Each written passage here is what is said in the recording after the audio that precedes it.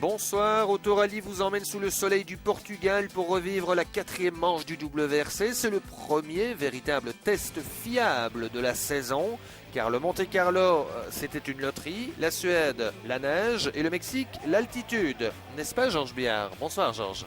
Bonsoir, Gérald. Effectivement, nous sommes dans la région de Faro, qui est bien connue des touristes, proche de la côte atlantique. Donc, on y pratique plutôt le golf et les sports de plage que les sauts sur les spéciales de rallye, des spéciales qui sont particulièrement difficiles, des spéciales qui sont disputées à flanc de colline et dans le sud, extrême sud même du Portugal, en Algarve.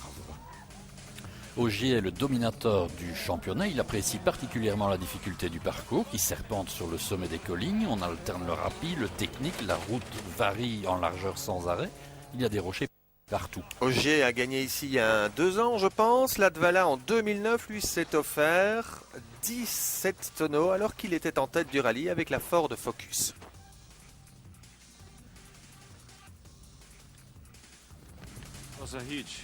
C'était vraiment un accident terrible. J'étais en tête du rallye, on avait pris un bon départ. En fait, on avait trop d'informations dans nos notes. Et ensuite, j'ai commencé à regarder comment la route tournait et au lieu de freiner, je suis arrivé beaucoup trop vite et on a fait 17 tonneaux. C'était effrayant, mais on a eu beaucoup de chance de s'en sortir sans blessure. Lui, on le connaît plutôt en Formule 1, Robert Kubica, le Polonais, il débarque en WRC. Je voulais trouver quelque chose de nouveau qui me donne pas mal d'adrénaline. Et j'ai trouvé le rallye. Tout est nouveau pour moi en rallye. Et tout ce qui est neuf est souvent plus attractif.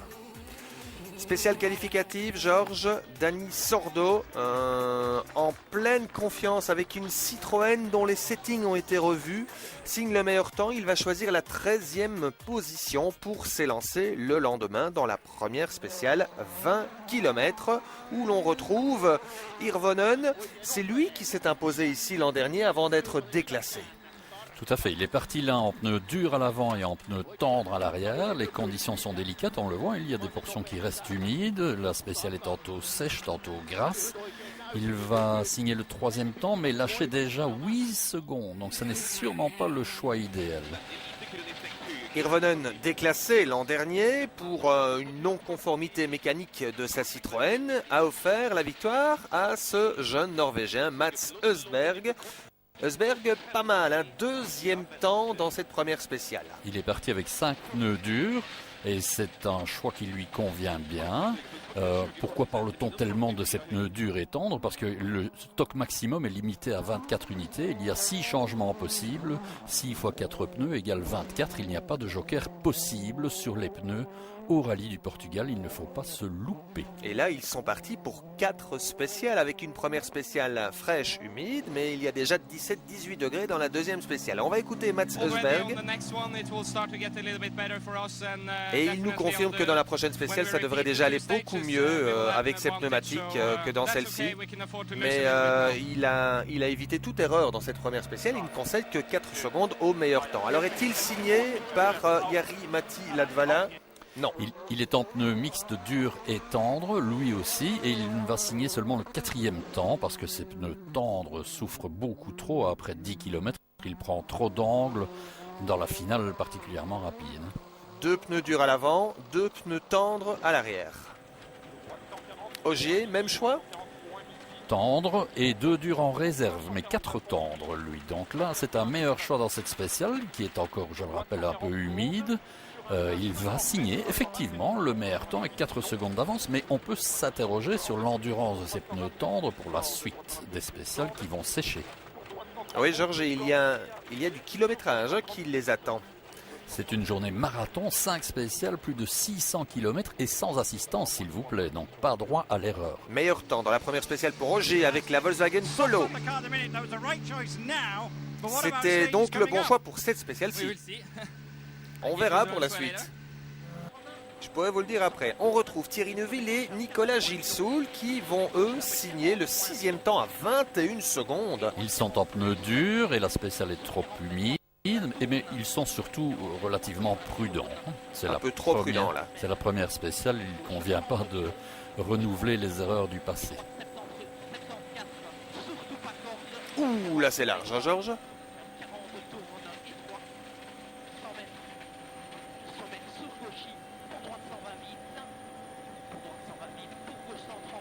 Un système de notes qui se rapproche assez fort de celui d'Ogier, qui lui se rapproche de celui de Loeb. Et qui est bien dicté par Nicolas Gilsoul. On sent que le garçon est parfaitement dans le rythme et que l'osmose commence à bien fonctionner entre ces deux-là avec ce nouveau système. Deuxième spécial, il fait plus sec, 17 degrés, 18 km au programme. Et cette fois, Eusberg en pneus durs signe le meilleur temps. La spéciale est plus sèche, plus propre, il attaque au maximum, il signe le meilleur temps effectivement et passe en tête. Regardez. Et c'est une spéciale très difficile, hein, car très rapide et aussi étroite et en vallée. Donc les notes sont vraiment très très importantes pour éviter les bas-côtés. Là c'était limite hein, sur ce sommet. Regardez bien, on va le revoir de face. C'est fait une petite portière là. Il l'a regardé. Hein. Étonnant.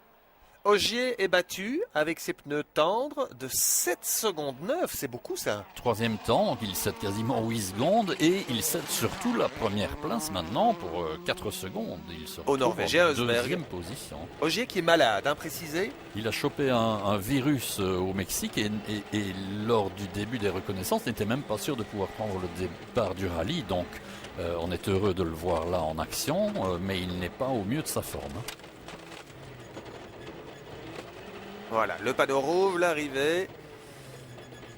Et Ogier qui concède 7 secondes 9. Il se retrouve à 3 secondes 9 d'Eusberg qui prend la tête du rallye du Portugal. Dani Sordo, deuxième temps à 3 secondes 5. Il aime sa nouvelle DS3. Beaucoup d'adhérence, une auto qui reste bien dans la trajectoire, de la motricité, du freinage. Il fait ce qu'il veut avec. Et il est en pneus durs qui conviennent bien ici, malgré quelques petites fautes. Il va signer donc ce deuxième temps et passer de 5e en 3e position. Le classement après 2 étapes spéciales, Eusberg a pris la tête. 3 secondes 9 devant Ogier, 10 secondes devant Sordo, 16 devant Hirvonen et 16.8, 3 dixièmes derrière, Jari-Matti Latvala avec la deuxième Volkswagen Polo. Et c'est parti pour l'après-midi, deuxième passage dans les mêmes 2 spéciales. Et toujours avec les mêmes pneumatiques que le matin. Effectivement, pas de service. Et c'est Eusberg le leader du rallye, donc qui sait là maintenant qu'il a les bons pneus, que Ogier lui doit absolument préserver les siens, puisque Ogier est en pneus tendres, et donc Eusberg il attaque fort. Oui, mais il a été prévenu aussi hein, dans la spéciale 2, hein. On a vu c'était limite. Hein.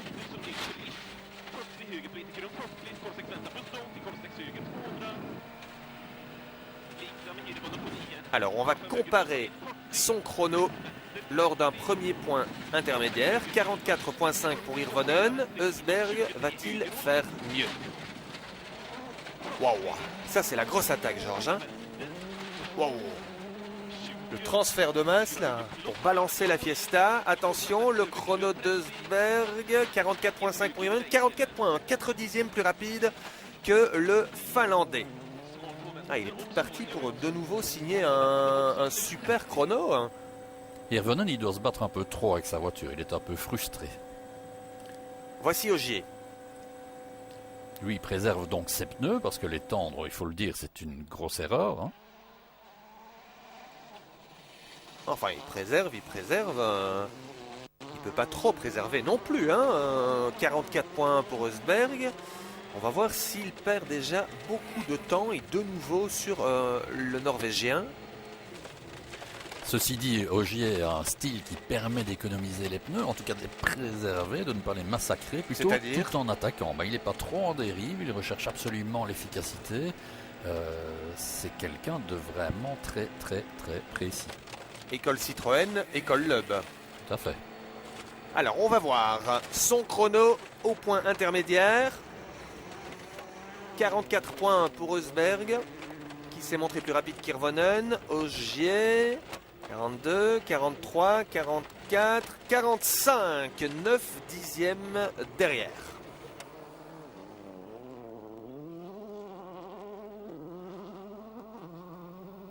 Bon, bah, Eusberg est de nouveau parti pour nous faire un grand numéro, à moins que ce ne soit Sordo qui est le plus rapide avec la Citroën DS3. Ouais, je pense pas parce que Sordo, en fait, il préserve ses pneus au début, en tout cas, parce que la spéciale est très cassante. Et puis, effectivement, et à la grande surprise de tous, c'est finalement lui qui va réaliser le meilleur temps, mais on va comprendre pourquoi.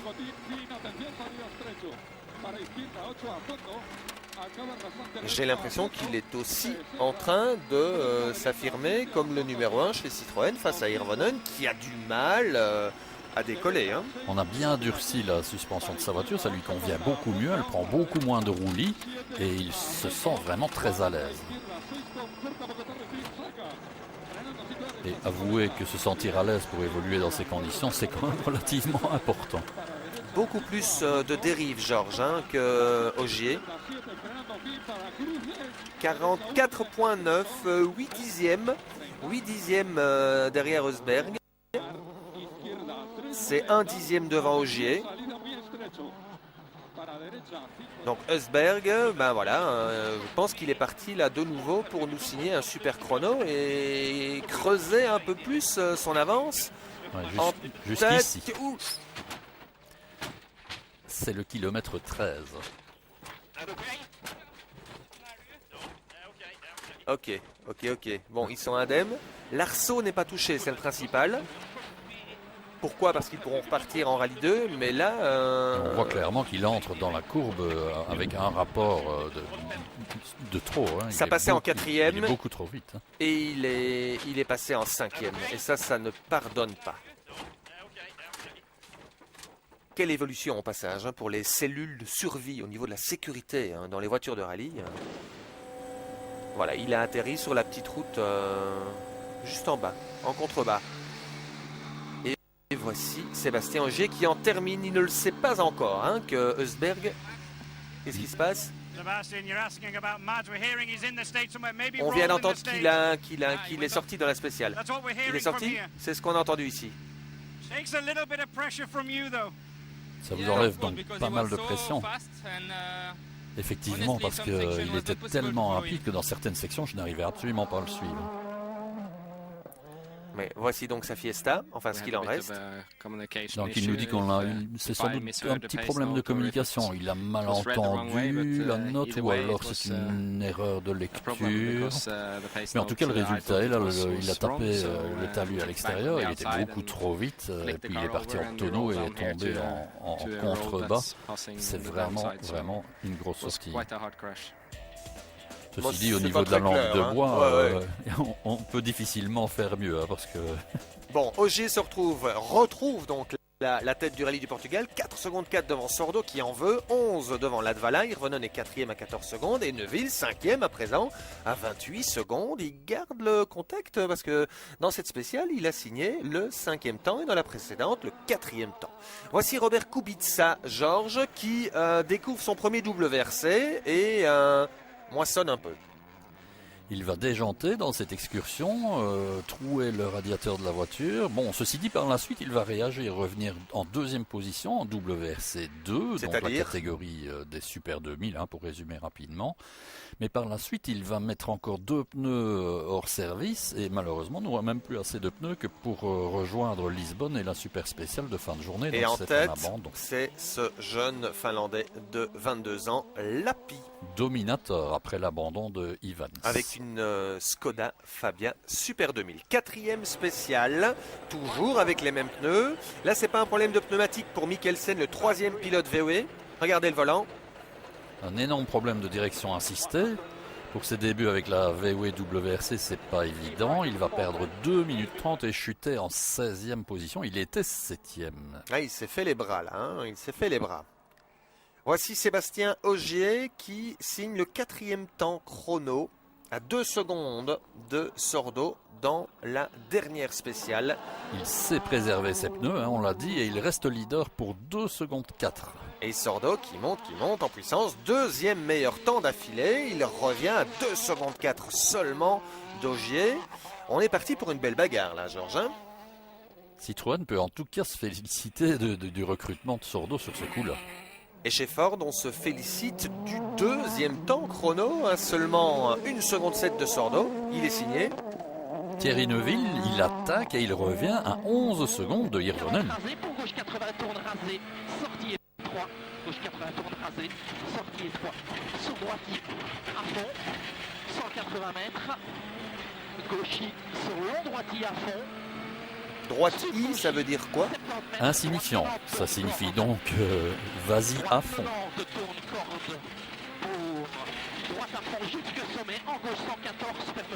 Je dirais qu'on est un peu à la limite, c'est ce qu'on sait faire pour l'instant avec la voiture. On est un bloc partout et voilà, jusque-là, pas des grandes erreurs, des petites floches qui nous ont coûté par ici 1 ou 2 secondes. Mais sinon, voilà, ça se passe bien, mais il y a encore moyen d'améliorer la voiture un petit peu. Et 40 secondes d'avance sur la Ford de Novikov, le petit russe. Qui ne suit pas, mais le système de notes de Novikov n'est pas précis du tout, hein, on le sait, et ici au Portugal, ça ne pardonne pas, on ne roule pas à vue. On termine la journée en soirée à Lisbonne après une longue liaison par une spéciale sur asphalte. Alors c'est du spectacle, mais on peut perdre beaucoup. On a vu Kosciuszko là perdait le capot. En 9e position, une spéciale pas si facile, hein, parce qu'elle a pris 1h30 de retard et on est en pneu froid sur de l'asphalte, en pneu terre froid sur de l'asphalte, c'est pas évident du tout. Et là, c'est peut-être mieux d'avoir des pneus tendres comme Ogier, non? Voilà, en tout cas d'avoir des pneus tout courts, puisque Vigan, lui qui était le leader du championnat en WRC2, a perdu une roue. C'est Sordo en pneu dur qui va montrer l'exemple en se montrant prudent, 4e temps seulement, il perd 3 secondes mais il reste 2e à 4 secondes de Ogier qui reste donc bien le leader de cette fin de première journée. Ogier en tête, 4 secondes devant Sordo, 11 Latvala, 16 Hirvonen et 30 secondes Thierry Neuville qui a signé le 5e temps dans cette spéciale de Lisbonne. Samedi matin, spéciale 6, 31 km. La plus cassante du rallye, hein, sur un sol très dur. Ouh, Neuville est à l'attaque là, Georges. Hein. Il est vite. Gauche 40 réfléchis, droite 50 lève, pour droite 30 ferme, droite 30 ferme, sous gauche 80 Milon. Oh! J'étais à l'attaque tout à fait, on a essayé de garder la pression sur Miko. Maintenant, voilà, la voiture est où je suis sorti un peu des rails et du coup, je me suis effrayé un petit peu, j'ai freiné quasiment trop tôt et je me suis retrouvé trop à l'accord pour le prochain virage. En restant sur le frein, j'aurais peut-être dû accélérer, j'aurais pu contourner, mais finalement, c'est des millisecondes qui font la différence et j'ai pas eu la bonne réaction. Et vous reconnaissez votre erreur, c'est bien ça, vous êtes honnête? J'ai fait une erreur de pilotage, c'est tout simplement ça, c'est pas une mauvaise note. C'est rien d'autre, c'est juste une erreur de pilotage. C'est décevant bien sûr, mais voilà, on a quand même fait pas mal de kilomètres hier en roulant à la limite. Et c'est surtout là où tu commences à comprendre la voiture, où tu commences à améliorer ton pilotage aussi, parce que voilà, pour le futur, il va falloir rouler souvent à la limite sans faire d'erreur. Donc voilà, on a fait des steps depuis le début de l'année, on le sent bien dans la voiture et à l'extérieur aussi. Et voilà, il reste maintenant un autre step à passer. Et dans cette même spéciale, Latvala qui s'élance derrière lui et limite Ouais, là. quelquefois trop large au début, mais il va quand même signer le meilleur temps. Hein. 1 seconde devant Ogier, il passe de la 3e à la 2e place. En fait, il revient, malgré ceci, à 10 secondes de Ogier. Ouais, on l'a vu passer la voiture de Thierry Neuville. On le retrouve à l'arrivée, Jari-Matti. C'est vraiment pas une spécial facile, j'étais effectivement trop large une fois au début, un peu avant le passage où Neuville est sorti, mais le rythme de cette spéciale est incroyable, on n'a pas le temps de souffler entre deux notes, c'est terrible. D'où l'importance, Georges, d'avoir d'excellentes notes du copilote. Et de bien travailler le rythme, parce que les notes, c'est pas tout de les faire, il faut encore les rendre, bien sûr. Alors, Sordo... Il est plus vite que Ogier au début. Oui, il revient même à 1 seconde d'Ogier. Donc il est parti là pour prendre la tête du rallye du Portugal. On est au kilomètre 19. Ah, trop rapide là. Ah, il a mal compris une note et effectivement là ça a tapé sec. Ah, la concentration. Faut pas la perdre. Hein. Du coup, Ogier se retrouve tout seul devant. Et pourtant, il n'est pas satisfait de ses réglages, il est tracassé, il a ses problèmes de santé. Mais ok. Et pour Sordo, c'est fini. Il garde 10 secondes d'avance. On a tourné un peu tard, nous dit-il, et forcément, j'ai tapé l'extérieur et la roue a cassé directement. Mais ok, bon, c'est pas une faute commise parce que nous attaquions trop fort, il faut quand même oser le dire, c'est plutôt une mauvaise interprétation de la note de ma part. Mais on est quand même très déçus, mais c'est ça le rallye. Ogier devant Latvala, les deux Volkswagen en tête et Hirvonen qui commence à concéder du temps. Alors là c'est intéressant, à gauche Latvala, regardez bien, tout sur le train arrière. Regardez, Hirvonen à droite, il rentre proprement. Latvala balance, rebalance et regardez comment il sort de l'épingle par rapport à Hirvonen. Ouais, Latvala a choisi d'attaquer et surtout Latvala est reparti avec 4 nouveaux et 2 usés alors que Hirvonen lui a tout misé sur ses pneus neufs. Donc Hirvonen est en train d'entamer son stock de pneus neufs alors que Latvala a décidé de les économiser. Ça peut expliquer en partie cela également. Et il va perdre plus de 30 secondes sur l'Apollo de Latvala qui lui termine la journée à 34 secondes, .8 de Sébastien Ogier. Je ne pense pas que chez Volkswagen on ait envie que Latvala ait cherché Ogier. Ah, c'est clair que on est plutôt bien parti là pour réaliser un doublé. Hirvonen à 1 minute 08. Novikov est passé 4e devant Alatia suite au retrait de Sordo et de Neuville. Ouh là là là, regardez. Dimanche, Thierry Neuville est de retour. Il veut se faire remarquer dans la Power Stage de 52 km, mais il va perdre plus de 7 minutes. On a cassé une jante et on a crevé. On ne savait pas trop quoi. Et puis Nicolas a regardé, on a continué, on a laissé passer Dani, et puis on a quand même décidé de changer la roue. Je transpire beaucoup et je me suis mis l'air dans le visage et puis j'ai eu les yeux sèches et on arrivait super vite. J'ai 2-3 fois essayé de mouiller mes yeux et j'ai loupé la corde et voilà. C'est des petits détails, des petites bêtises. C'est des petits trucs, on a constaté, Nicolas et moi, que je transpire beaucoup. Je chipote beaucoup tout le temps pendant la spéciale pour enlever la transpiration entre mes yeux et la lunette. Et donc je me demandais si en mettant un peu de l'air ça irait pas mieux, mais forcément il y a beaucoup de vent sur les longues lignes droites, dans les parties rapides qui arrivent et voilà, c'est un truc qu'on a essayé. Thierry, il va falloir passer aux lentilles. J'ai déjà essayé mais ça marche pas non plus, je les perds, donc voilà, c'est un autre problème qu'on doit travailler, mais il y en a encore d'autres qui doivent être résolus. Problème aussi pour Latvala, dès le premier virage, il va casser un cardan à l'avant, se retrouver en propulsion, perdre plus d'1 minute et sa 2e place. Donc il n'a plus que les roues arrière motrices. Oui, tout à fait. Donc pas de doublé pour Volkswagen malheureusement. Latvala qui avait retrouvé le sourire avec la Volkswagen, il commence enfin à pouvoir la balancer, la piloter comme il le souhaite. Et évidemment, lorsqu'on n'a plus 4 roues motrices, c'est beaucoup plus compliqué. Ce sera réparé pour l'après-midi, évidemment, pour la boucle de l'après-midi, mais c'est bien dommage de perdre cette belle 2e place et surtout ce doublé VW. Ceci dit, bon, il s'en sort bien. Il termine 3e. C'est son premier podium. Il termine 3e, il remonte, oui, tout à fait. Il remonte 4e au championnat. Il permet aussi à Volkswagen de prendre la tête du championnat constructeur à Citroën, qui a beaucoup de chance sur ce coup avec Hirvonen, qui vient terminer 2e. Oui, il reste 2e effectivement, mais il rate aussi la Power Stage. Il a essayé, mais il n'y avait vraiment pas moyen. Il n'est pas content de son rythme. Et au championnat pilote, Hirvonen est 2e, il a 48 points. Et celui-ci, devinez combien il a de points? 48 pour Hirvonen, hein. 102, déjà plus du double pour Sébastien Ogier. Moi je dis domination là. Et moi je dis attention, la voiture connaît encore des maladies de jeunesse. Et puis on pourrait croire que le pilote a la santé. Vous n'étiez pas bien physiquement, il y a eu quelques petits soucis avec la voiture. On a l'impression qu'il n'y a rien qui peut vous atteindre, même pas ça.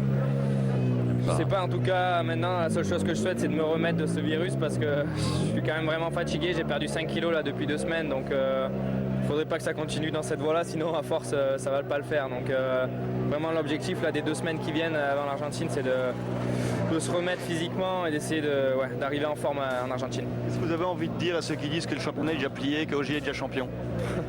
Non, bien sûr que non. C'est sûr qu'on a un départ de saison idéal, mais 9 courses à venir, ça fait beaucoup de points distribués, donc il faut vraiment pas s'enflammer. Il y a des exemples qui le prouvent, comme Seb il y a 2-3 ans, qui était aussi largement en avance, et puis qui a enchaîné 2-3 mauvais résultats et qui s'est retrouvé à jouer le championnat sur le dernier rallye au RAC. Donc il faut pas se relâcher et prendre les points quand on peut. Il est mieux dans sa tête, Ogier, en tout cas, hein, par rapport à la période Citroën. Prochain rendez-vous, on va retrouver son copain, l'autre Seb, non-up le champion du monde. Sébastien Loeb, du 1er au 4 mai, on retrouve les spéciales longues et mythiques de l'Argentine. Un rallye qui va se dérouler du mercredi au samedi, un nouveau schéma. Bonsoir Georges.